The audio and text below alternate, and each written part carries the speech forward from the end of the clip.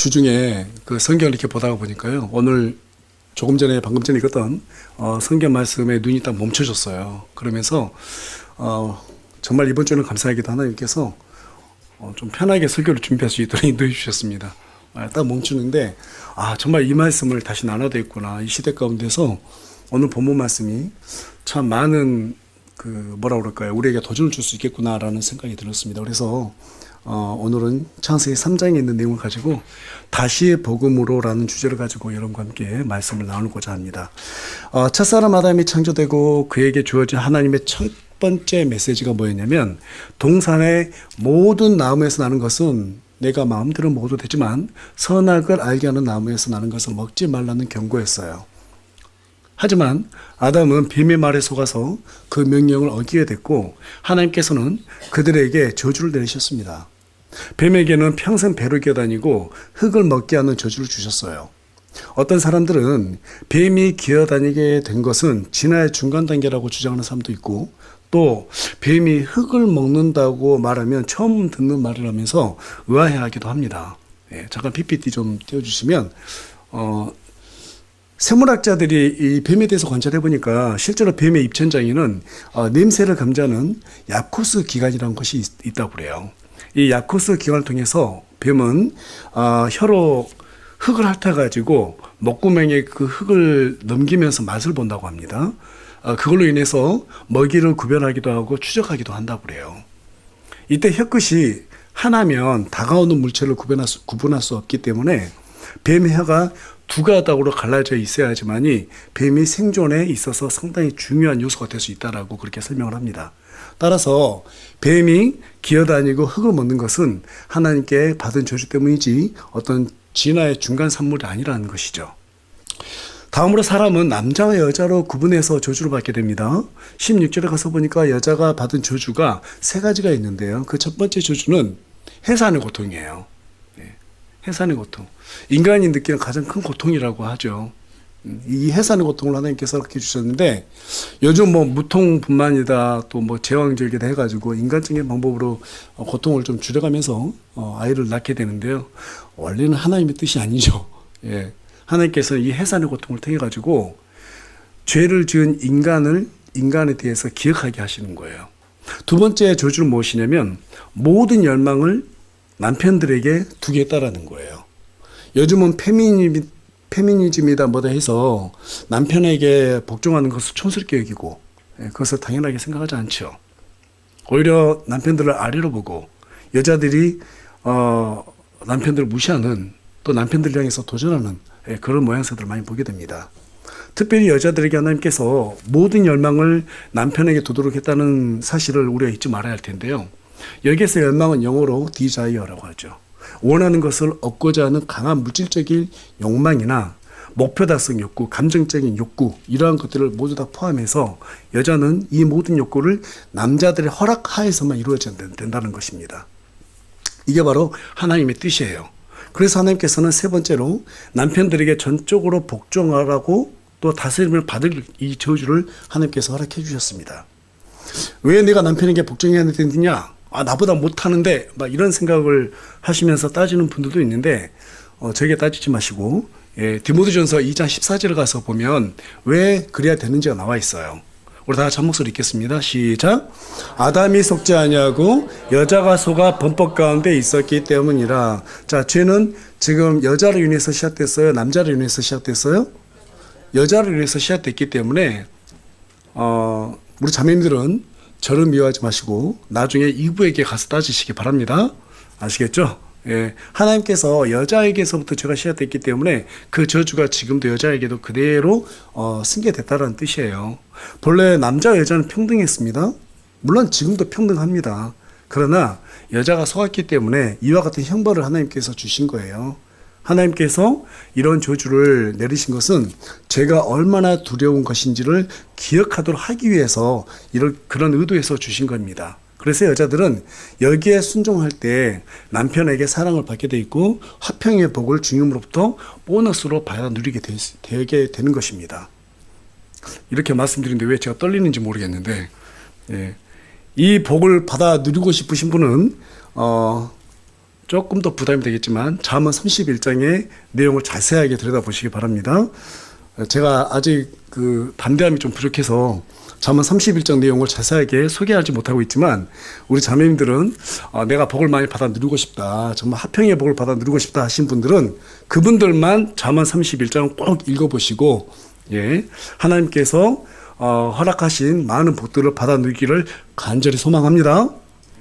간절히 소망합니다. 예, 왠지 무서워요. 앞에 보기 어려워요. 자, 주중에 좀 한번 읽어보시기 바랐고요. 다음으로 남자가 받은 저주에 대해서 17절에서 19절에 기록이 되어 있는데요. 그게 뭐냐면 죽을 때까지 평생토록 땀을 흘리는 수고와 고통을 통해서 땅의 소산, 빵을 먹게 했다라는 사실이에요. 에덴에 있을 때는 특별히 수고하지 않아도 아담은 얼마든지 먹고 마실 수가 있었습니다. 그런 특권을 누릴 수가 있었어요. 그런데 죄로 인해서 그 특권이 박탈당하고 말았습니다. 에덴에서 쫓겨났어요. 땅이 저주를 받았어요. 그래서 이제는 아담이 흘리는 땀을 땅이 흡수해야지만이 그 소산을 내게 됐다 이거예요. 그래서 2000년 전부터 오늘날까지 남자들은 어때요? 예, 땀 흘리는 고통을 겪어야지만 처자식을 먹여 살리는 그런 고통의 짐을 어깨에다가 짊어지게 됐다는 사실입니다. 그리고 남녀 모두 인간에게 내려진 공통의 저주가 있어요. 그게 뭔가요? 19절에 가서 보니까 너는 흙이니 흙으로 돌아갈 것이니라. 죽음에 대한 저주입니다. 처음부터 인간에게 죽음이 있지는 않았어요. 그런데 죄를 짓게 되니까 이 죄 때문에 바로 죽음이라고 하는 저주가 내려졌다는 사실입니다. 근데 중요한 것은 이 저주는 단순히 육체적인 어떤 죽음에만 국한된 것이 아니라 영원의 사망의 장소인 지옥으로 떨어지는 이 영원한 죽음도 여기에 포함이 되어 있다는 거예요. 이것이 진짜 저주인 것입니다. 이 저주의 말을 들었을 때 여러분 아담의 마음을 한번 생각해 보세요. 아담의 마음. 이 저주를 받게 된 때 아담의 마음이 어땠을까요? 얼마나 먹먹하고 슬프고 안타까웠겠어요. 그것이 일반적인 우리가 생각할 수 있는 태도가 아닐까요? 그런데요, 성경에 보니까 그 어디에도 아담이 뭐 슬퍼했다거나 이 저주의 말을 듣고 안타까워했다거나 막 눈물을 펑펑 흘렸다 그런 내용은 하나도 기록되어 있지 않습니다. 뜬금없이, 그야말로 뜬금없이 아담이 그 감정을 표현해야 될 때 엉뚱한 우리가 정말 생각하지 못한 그런 행동을 하게 되죠. 자기 아내의 이름을 지어요. 이름을 지어요. 우리 다 같이 20절 말씀, 창세기 3장 20절 말씀 한 목소리 읽겠습니다. 시작. 아담이 자기 아내의 이름을 이브라 하였으니 이는 그녀가 살아있는 모든 자들의 어머니였기 때문이더라. 아담이 자기의 아내를 뭘로 지었다고요? 이브. 오늘날 우리 개혁성경에는 하와로 돼 있죠. 이것은 이제 히브리어고요. 실제 영어 이름은 이제 이브라고 이렇게 합니다. 그래서 우리 이브라고 부르는데, 이브라는 이름의 뜻은요, 생명이란 뜻이에요. 생명. 네, 생명이란 뜻입니다. 그런데 성경에서 뭐라고 말하고 있어요? 그녀가 살아있는 모든 자들의 어머니였기 때문이더라. 이렇게 말하고 있습니다. 왜 이와 같이 기록했을까요? 아담이 이브의 이름을 지을 때 생명을 의식하고 지었기 때문에 그렇습니다. 지금 저주의 말을 이렇게 듣고 있었는데 갑자기 이브를 갖다가 생명을 뜻하는 이브라는 이름으로 지어가지고 모든 살아있는 자들의 어머니라는 거예요. 그것을 생각하고 지금 지었다라는 겁니다. 그 근거가 무엇일까요? 우리 다 같이 정말 성경에서 정말 복음에 처음 시작된 중요한 구절인데요. 우리 다 같이 창세기 3장 15절 말씀 한 목소리 읽겠습니다. 시작. 내가 너와 여자 사이에 또 내 씨와 그녀의 씨 사이에 적개심을 두리니 그 씨는 내 머리를 상하게 할 것이요 너는 그의 발꿈치를 상하게 할 것이니라 하시고, 조금 전에 말씀드린 바와 같이 이것이 바로 성경이 말하는 최초의 복음이었어요. 뭐 원시복음 이렇게도 표현합니다. 하나님께서는 여러분 잘 문장을 봐보세요. 굿뉴스로 먼저 주셨어요? 아니면 배드뉴스로 먼저 주셨어요? 예, 굿뉴스로 먼저 주신 거예요. 좋은 소식을 먼저 주시고 그 다음에 배드뉴스를 주셨는데 아담은 이 저주가 담긴 배드뉴스에 집중하지 않고 먼저 주신 굿뉴스에 집중했던 거예요. 내가 죄를 지었으니까 그 죄의 대가를 받는 건 당연하다고 생각한 거예요. 그런데 그 두려움에 사로잡힌 것이 아니라 아담은 하나님께서 여자의 씨를 통해서 자신들을 구원해 주겠다라고 하는 그 굿뉴스에 집중을 했어요. 그래서 배드뉴스에 매몰되지 않았습니다. 그리고 바로 자기 아내의 이름 생명이라는 뜻을 가진 이브라고 지었다는 말이에요. 여러분, 이 굿뉴스의 핵심이 되는 단어가 뭐예요? 여자의 씨예요. 여자의 씨. 아담은 여자의 씨가 오셔서 자신이 지은 모든 죄를 제거해 주신다고 하는 이 하나님의 약속을 믿었어요. 그 약속을 믿음으로써 아담은 구원을 얻게 된 겁니다. 믿으십니까? 그렇다면 그 여자의 씨가 누구세요? 굳이 우리가 성경 막 찾아보지 않아도 알죠. 2000년 전에 이 땅에 오신 우리 주 예수 그리스도를 말합니다.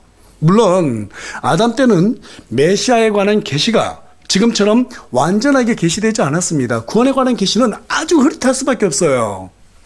그러나 아담에게 이 소식은 너무나도 다행스럽고 기쁘고 복된 소식이었어요.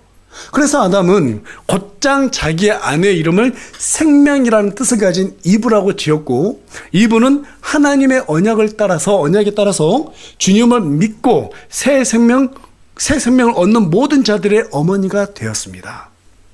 하나님께서 아담이 이 언약을 믿음으로 받아들였을 때 그 언약에 대한 징표로 한 가지 선물을 해주세요. 그것이 무엇인가? 우리 21절 말씀 다 같이 한 목소리 읽어볼까요? 시작. 주 하나님께서 또한 아담과 그의 아내를 위해 가죽옷을 만들어 그들에게 입히시니라. 뭘 만들어 입히셨다고요? 가죽옷이요. 가죽옷.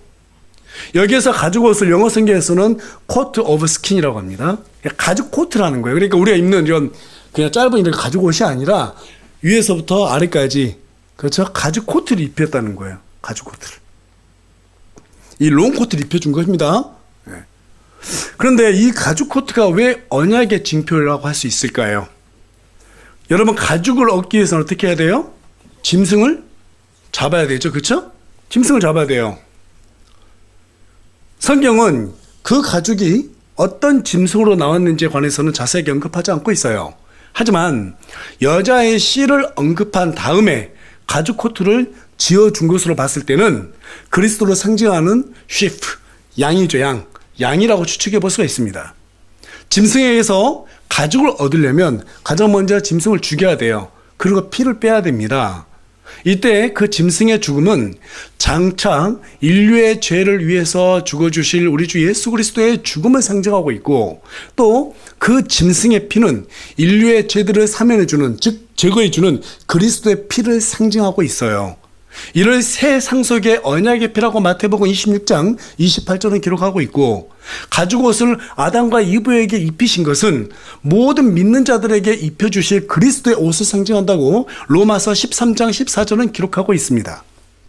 이제 우리 하나님께서는 이 언약을 본격적으로 이루시기 위해서 아브람과 사레라고 하는 이 두 사람을 선택하시죠. 그리고 이 두 사람은 자세히 우리가 성경 기록을 보니까 아담과 이브에게 맺은 하나님의 언약뿐만 아니라 그들이 잘못한 부분까지도 동일하게 닮았어요. 아담과 이브와 아주 매칭이 잘 돼 있는 그런 인물이라는 것을 성경 기록들을 통해서 우리가 알 수 있게 되죠. 아담과 이브 중에서 누가 죄를 지었다고요? 이브. 여자가 아담에게 선악과를 갖다가 줘서 아담이 먹게 됐죠. 네. 그렇게 한 것처럼 사레도 남편 아브라함에게 자기 여종 하가를 주어서 하나님의 약속대로 하지 않고 이스마엘을 낳게 하는 그런 불순종의 죄를 짓게 됩니다. 그 이스마엘의 씨가 오늘날 우리 기독교를 대적하는 이슬람 종교를 낳는 그런 원흉이 되고 말았죠. 이처럼 죄라고 하는 것은 집요한 거예요. 죄에 대한 대가는 정말 무서운 거예요. 얼마나 중세 때 우리 많은 그리스도인들이 핍박을 당했습니까? 이 이슬람으로 인해서 지금 얼마나 많은 사람이 테러를 당하고 있어요. 이게 전부 다 뭐의 대가라고요? 죄의 대가라고요. 죄의 대가. 그럼에도 불구하고 우리 하나님께서는 아브람과 맺은 언약을 잊었어요? 잊지 않았어요? 잊지 않았어요. 그렇다고 해서 취소했어요? 안 했어요? 취소하지 않았어요. 오히려 아브람이 그분의 언약을 받아들였을 때 하나님께서는 아브라함을 민족들의 조상이라는 뜻을 가진 아브라함으로 이름을 개명시켜 주셨고, 또 사라에게는 민족들의 어머니란 뜻을 가진 사라로 이름을 개명해 주셨습니다. 그리고 그 언약을 확정하시게 되는데 어떻게 뭐라고 확정하십니까? 우리 다 같이 창세기 17장 19절 말씀 한 목소리로 읽어보겠습니다. 시작. 하나님께서 이르시되 참으로 내 아내 사라가 내게 아들을 낳으리니 너는 그의 이름을 이삭이라 하라. 내가 내 언약을 그와 또 그의 뒤를 이을 그의 씨를 세워 영존하는 언약으로 삼으리라. 하나님께서 아브라함의 아들 이삭을 통해서 씨를 내겠다고 분명히 지금 언약을 확정해 주셨어요. 그래서 여러분께서 창세기 17장에 찾아가서 가지고 자세히 한번 읽어보세요. 그러면 그곳에 씨라는 단어가 반복이 됩니다. 7번 반복이 돼요. 그런데 이 씨가 모두 다 단수로 쓰였다는 거예요. 단수. 그냥 씨로만 쓰였어요. 뒤에 s가 붙어서 복수로 쓰인 게 아닙니다. 그럼 왜 이같이 단수로 썼는가? 그 내용을 갖다가 갈라디아서 3장 16절이 우리에게 알려주고 있어요. 우리 다 같이 갈라디아서 3장 16절도 한 목소리 읽어보겠습니다. 시작. 한편 그 약속들은 주께서 아브라함과 그의 씨에게 하셨는데 그분께서 여럿을 가리키던 씨들에게라 하지 아니하시고 하나를 가리키던 내 씨에게라 하시나니 이 씨는 누구라고요? 그리스도시라. 이 씨는 그리스도시다. 이 언약을 확정하기 위해서 하나님께서는 아브라함에게 무엇을 명령했어요? 할례를 명령했어요. 할례. 왜 할례를 받도록 하셨을까요? 여러분, 할례는 남성의 성기에 있는 포피를 베어내는 것이죠. 그 과정에서 피를 흘릴 수밖에 없어요. 그런 의미에서 봤을 때 할례가 가지고 있는 의미는 무엇이냐면 아브라함의 씨로 오실 그리스도의 피가 너희의 모든 죄를 제거하신다는 것을 우리에게 예표하고 있는 그러한 하나의 명령이라는 것입니다. 그래서 하나님께서 아브라함과 언약을 확정하실 때 할례를 명령하셨어요. 이 언약이 확정되었을 때 아브라함은 우리 하나님께서 계획하신 구원에 관한 큰 그림을 보게 됩니다. 자, 그 내용이 갈라디아서 3장 8절에 기록이 되어 있어요. 우리 다 같이 한 목소리로 이 구절을 읽어보겠습니다. 시작. 또 하나님께서 믿음을 통해 이교도들을 의롭다 하실 것을 성경 기록이 미리 보고 아브라함에게 미리 복음을 선포하여 이르되 내 안에서 모든 민족들이 복을 받으리라 하였으니. 우리 하나님께서 아브라함을 선택하셨어요. 그리고 한 민족을 이루게 하셨어요. 원래 이집트에 들어가게 하셨죠? 야곱을 통해서. 처음에 들어갔을 때는 한 70명밖에 안 됐는데 나올 때는 어마어마하게 큰 군대가 됐어요. 400년 동안. 그래서 하나님께서는 이집트에서 그들을 끄집어내시고 모세를 통해서 끄집어내시고 가나안이라고 하는 땅을 예비하셨어요. 그리고 그곳에 들어가서 번성케 하셨습니다. 아브라함이 하나님으로부터 언약이 확정되고 이 내용을 약속으로 받았을 때, 내 자손들로 하여금 그리스도께서 나오시고 그리스도께서 이 민족들에게 왕이 되시고 이 민족으로 하여금 전 세계의 복음을 실어 나르겠구나 하는 것을 어때요? 미리 봤다는 거예요. 아브라함이 미리 봤다는 거예요. 이 원대한 계획을 아브라함이 미리 보고 그 마음이 어땠을까요? 여러분 한번 생각해 보세요. 나를 통해서 한 민족이 형성되고 그곳에서 메시아가 나온다고? 이것만 생각해도 정말 감동이잖아요. 그렇죠? 아니, 여러분 이렇게 보지 마시고 상상을 좀 해보면서 성경을 읽으면 참 은혜가 돼요. 그냥 상상하는데 돈 안 들잖아요. 그렇죠? 그러니까 설교를 들으면서도 상상 안 하면 안 되고요. 제가 지금 상상하라고 하니까 한번 상상을 해보세요. 야, 나를 통해서 이 민족이 형성돼 거기에서 메시아가 나온다? 엄청난 거죠? 표정을 좀 바꿔보세요. 강요하니까 참 힘드네요. 얼마나 큰 기쁨입니까? 그 약속을 지금 받았다라는 거예요. 중요한 것은 히브리서 11장 13절에 가서 보니까 멀리서 그것들을 바라보고 확실하게 끌어안았다고 말하고 있습니다. 어떤 마음으로 끌어안았는가? 히브리서 11장 11절에 가서 보니까 사라는 약속하신 하나님을 신실한 분으로 판단하고 끌어안았고요.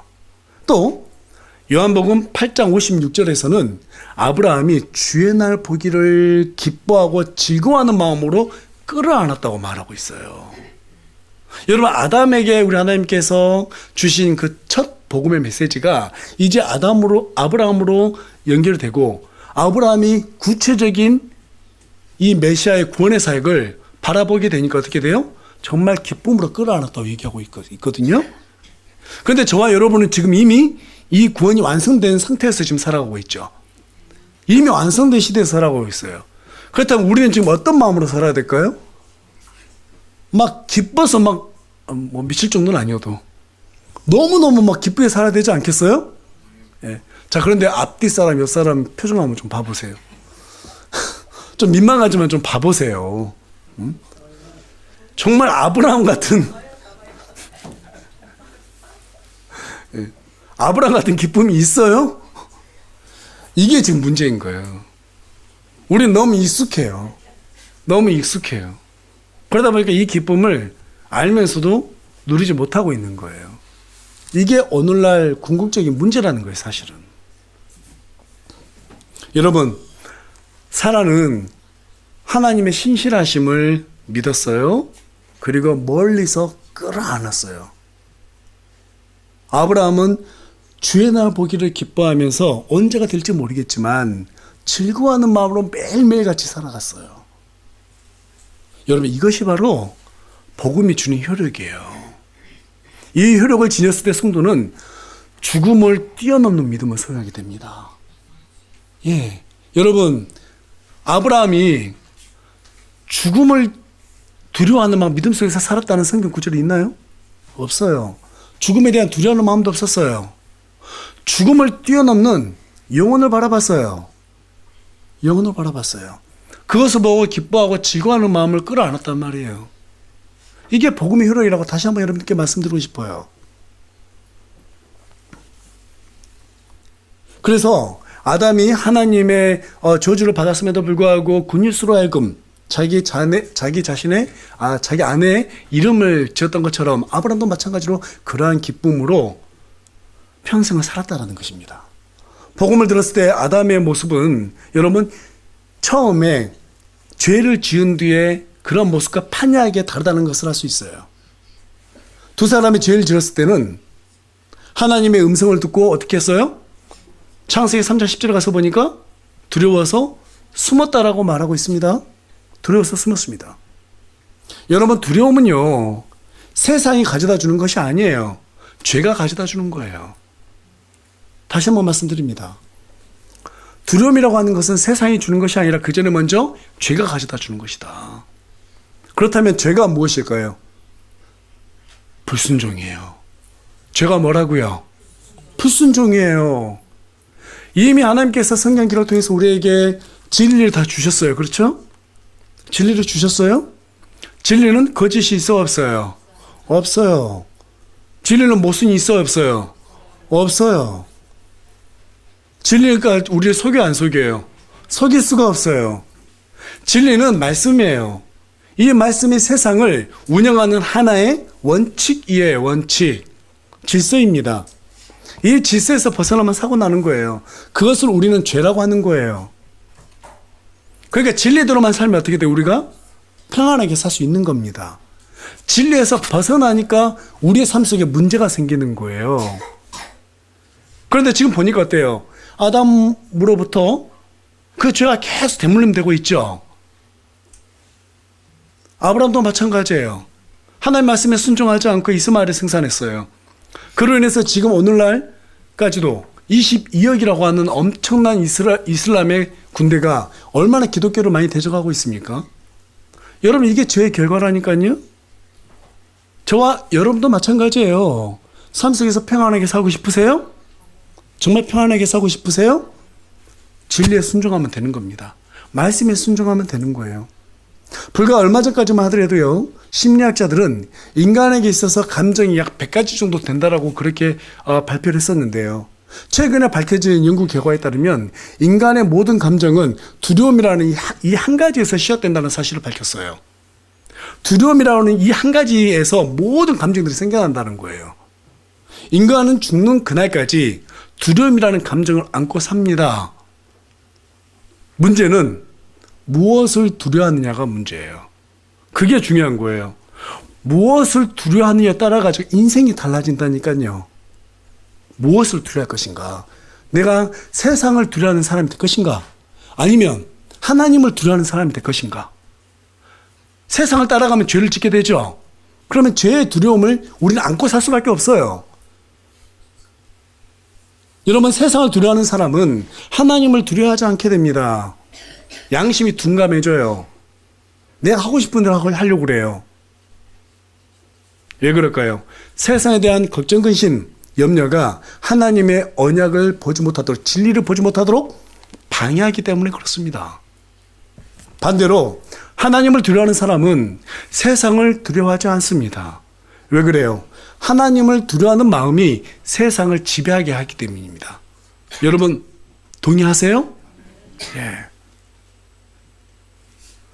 성도는 이미 믿음으로 지옥을 이겨낸 존재예요. 이 세상보다 지옥보다 더, 이 세상에서 그 무엇이 지옥보다 더 두렵겠습니까? 지옥이 어떤 곳이에요? 인간이 상상할 수 없는 고통이 있는 곳입니다. 그런데 우리는 아무 노력도 하지 않고 우리 예수 그리스도의 피를 믿는 그 믿음 한 가지밖에 없었는데 그걸로 인해서 이 지옥을 이겨냈다면 앞으로도 우리가 믿음만 있으면 지옥보다 더한 고통은 없겠지만 어떤 고통이든 이겨낼 수 있을까 없을까요? 이겨낼 수 있어요.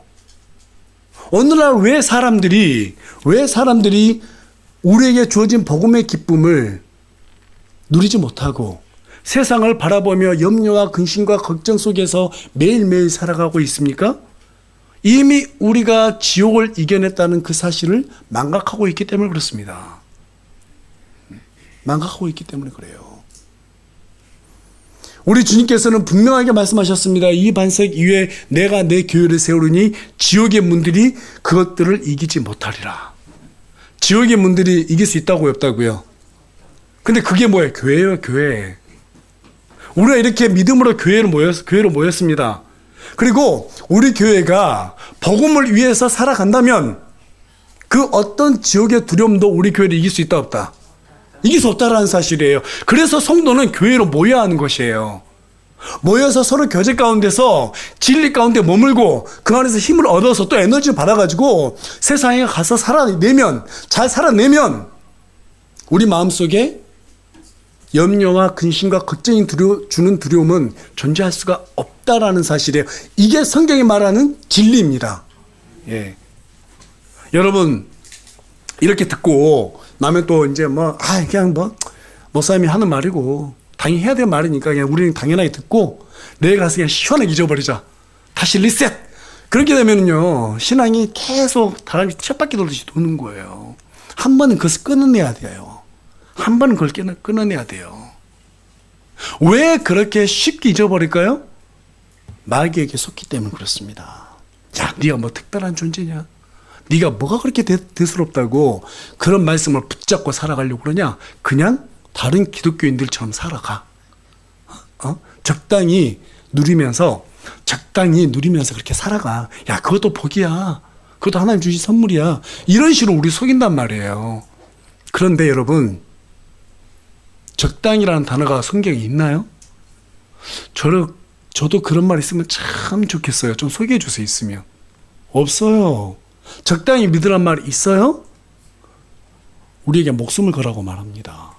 십자가를 지라고 말해요. 예. 적당이란 말은 없어요. 근데 그 적당이란 말을 누가 만들었어요? 누가 만들었어요? 자, 손 한번 펴보세요. 쫙 손편 한번 펴보세요. 예. 그리고 탁 한번 쳐보세요. 자, 누가 만들었어요?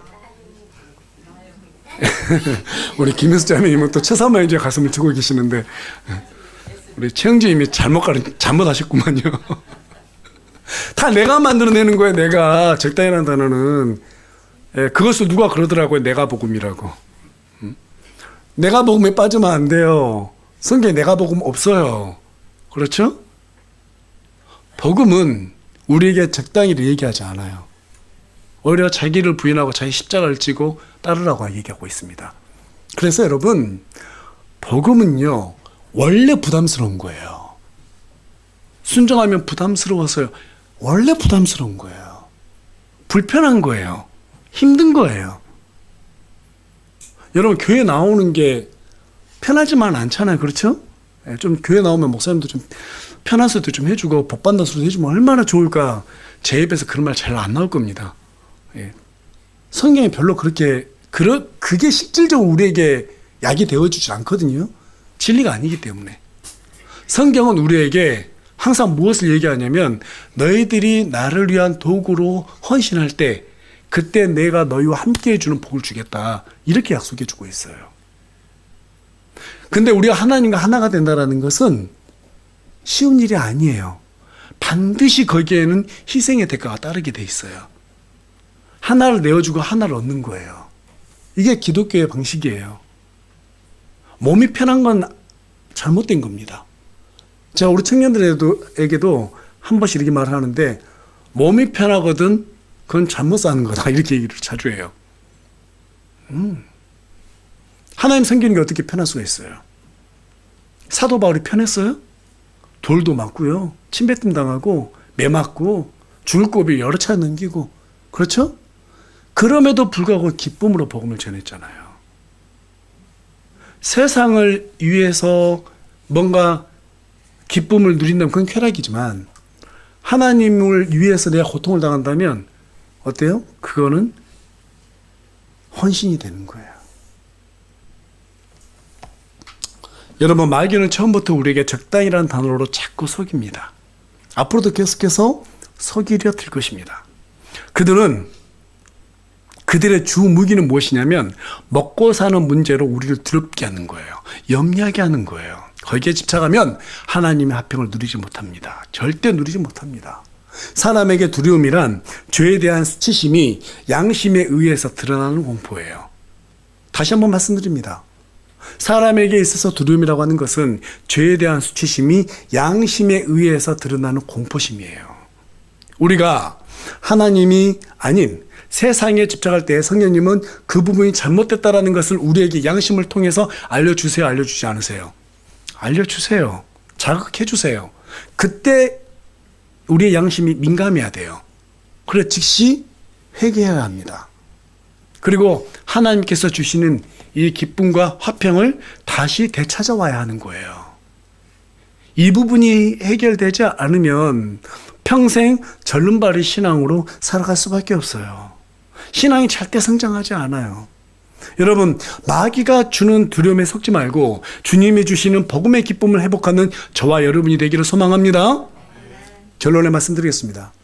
여러분, 아담은 복음의 언약을 받고 자신에게 가해질 저주를 아무것도 아닌 것처럼 여겼어요. 아브라함은 주의 날 보기를 기뻐하고 즐거워하는 마음으로 그 약속의 언약을 꽉 끌어안았습니다. 여러분, 삶이 우리를 속이고 걱정과 두려움이 엄습해올 때 영존하는 생명을 약속하신 우리 하나님의 언약을 붙드시길 바랍니다. 소가 물을 먹으면 우유를 만들고 뱀이 물을 먹으면 독을 만들어내는 것처럼 사람은 하나님의 언약, 이 생명의 언약을 품으면 우리 안에서 기쁨의 물이 솟아날 것이고 죄를 품으면 근심이 생겨나는 법입니다. 그래서 요한복음 6장 33절은 뭐라고 말합니까? 살리는 것은 영이며 육은 아무것도 유익하게 하지 못하느니라.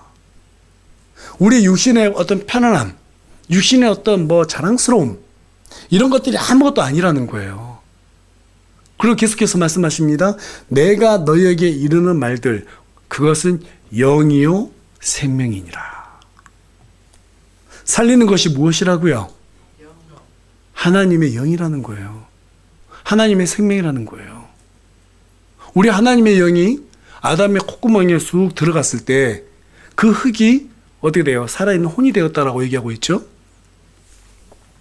사람은 복음을 받아들였을 때 죽어있던 영이 살아나서 영원한 사망의 장소 지옥으로부터 탈출하게 되는 것입니다.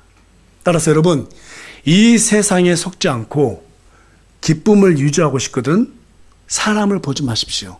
사람이 하는 말들을 듣지 마세요. 하나님의 언약만 붙으시기 바랍니다. 그리고 다시 복음으로 돌아가서 우리에게 명하신 일에 순종하는, 그로 인해서 정말 주님께서 주시는 화평을 받아 누리는 저와 여러분이 되기를 간절히 소망합니다.